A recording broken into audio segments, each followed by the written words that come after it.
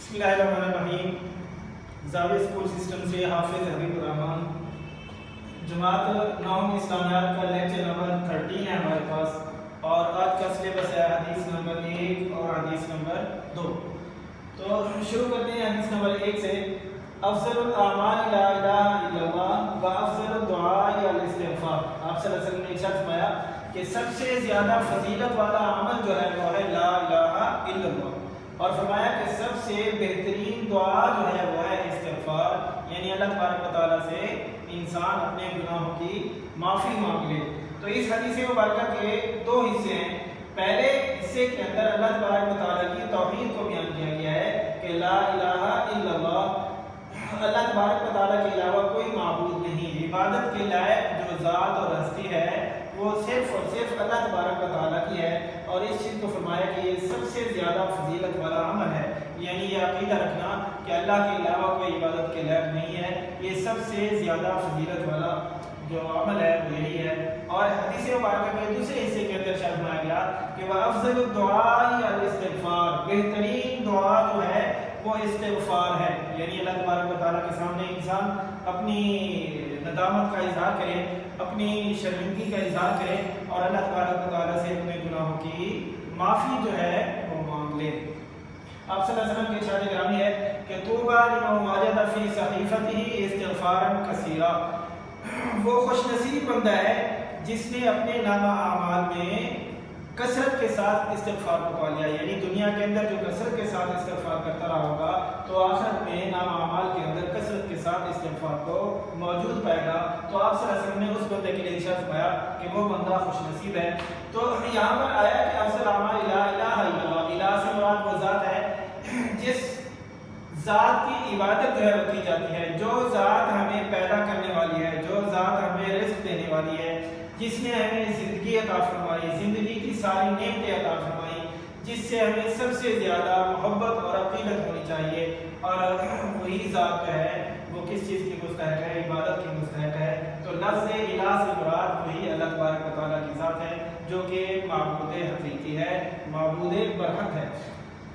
دوسرے حصے کے اندر جو ارشاد فرمایا گیا ہے کہ استغفار کی ضرورت جو ہے وہ کیوں پیش آتی ہے؟ کیونکہ اس دنیا کو اللہ تبارک و تعالیٰ نے انسان کے لیے دارالامتحان جو ہے وہ بنایا ہے، ہمارے لیے بہت ساری چیزیں آزمائش کے لیے جو ہے وہ پیدا فرمائی ہیں، نفسانی خواہشات ہمارے اندر جو ہمارے بھی ہیں، تو انسان اکثر اوقات ایسا ہوتا ہے کہ وہ نفسانی خواہشات کا اتباع کر بیٹھتا ہے، ان کی پیروی کر بیٹھتا ہے، اور اللہ تبارک و تعالیٰ کی نافرمانی والے راستے پہ آ جاتا ہے۔ تو اب ایک بندے سے گناہ ہو گیا، جرم سرزد ہو گیا، گناہ کا ارتکاب کر بیٹھا، تو اب اس سے نکلنے کا طریقہ جو اللہ تبارک و تعالیٰ نے ارشاد فرمایا وہ یہی ارشاد فرمایا کہ بندہ سچے دل سے اپنے رب سے معافی مانگ لے، استغفار کر لے۔ تو اس کے بغیر انسان کی نجات جو ہے وہ نہیں ہو سکتی۔ اگر بندہ اللہ تبارک و تعالیٰ سے معافی نہ مانگے تو اس بندے کی نجات نہیں ہو سکتی، لہٰذا استغفار جو ہے ہمارے لیے بہت ہی ضروری ہے۔ اور اللہ تبارک و تعالیٰ کا محبوب بندہ بننے کے لیے، پسندیدہ بندہ بننے کے لیے کیا چیز ضروری ہے؟ اس حدیث مبارکہ پر عمل جو ہے ضروری ہے، یعنی بندے کا یہ عقیدہ پختہ ہو کہ لا الہ الا اللہ، اللہ کے علاوہ کوئی عبادت کے لائق نہیں ہے، اس کا زبان سے بھی اس کا ورد کرتا ہے۔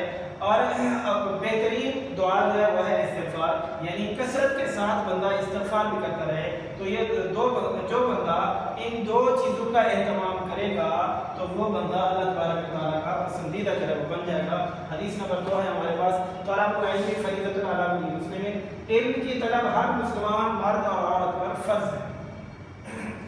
آپ صلی اللہ علیہ وسلم اور حضرت عیسیٰ علیہ السلام کے درمیان جو گیپ ہے، یعنی حضرت عیسیٰ علیہ السلام کو جو اللہ تبارک و تعالیٰ نے آسمانوں پر اٹھا لیا تو اس کے تقریباً 650 سال بعد آپ صلی اللہ علیہ وسلم کی بعثت ہوئی ہے، یعنی درمیان کا گیپ جو ہے وہ اصحاب سیر جو ہے وہ لکھتے ہیں کہ 600 یا پھر یہ ہے کہ 650 دو موجود ہیں، 600 سے 650 سال کا وقفہ جو موجود ہے۔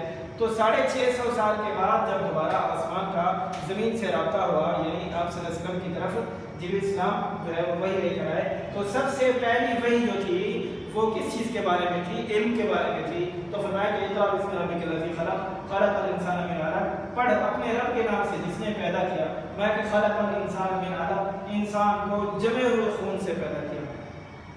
تو علم جو ہے ہر مسلمان پر مرد اور اور انسانی فطرت کا تقاضا بھی یہی ہے کہ انسان کو اپنی ذات کے بارے میں اور اس کائنات کے بارے میں ہر اچھی اور بری چیز کا علم ہو۔ اسی لیے آپ صلی اللہ علیہ وسلم نے اپنے امت کو ارشاد فرمایا کہ علم کا طلب کرنا ہر مسلمان مرد اور عورت پر کیا ہے؟ فرض ہے۔ اور یہ بھی کہ علم جو ہے کیونکہ ہمیں اللہ تبارک و تعالیٰ نے پیدا فرمایا ہے اور ہماری تخلیق کا مقصد جو اللہ تبارک و تعالیٰ نے ارشاد فرمایا ہے وہ یہ ارشاد فرمایا ہے کہ وما خلقت الجن والانس الا لیعبدون، کہ جنات کو اور انسانوں کو میں نے اپنی عبادت کے لیے پیدا کیا ہے اور عبادت بغیر علم کے نہیں ہو سکتی، لہذا علم کے بغیر جب عبادت نہیں ہو سکتی تو علم کے بغیر اللہ تبارک و تعالیٰ کی بندے کو معرفت بھی حاصل نہیں ہو سکتی۔ اور ایسے علم جو ہے یہ انسان کے لیے دنیا اور آخرت کے اندر کامیابی کا ذریعہ ہے۔ اس کے بغیر علم کے بغیر انسان دنیا میں کامیابی حاصل کر سکتا ہے، نہ دنیا میں ترقی کر سکتا ہے، نہ ہی آخرت میں ترقی کر سکتا ہے۔ اللہ تبارک و تعالیٰ ہم سب کو